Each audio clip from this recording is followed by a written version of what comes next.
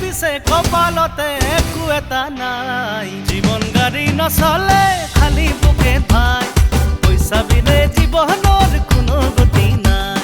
হাতত টকা ধাৰে লৈ দোকান দিলো ভাই, ধাৰৰ বোজা দাঙোতেই এতিয়া দিন যায়।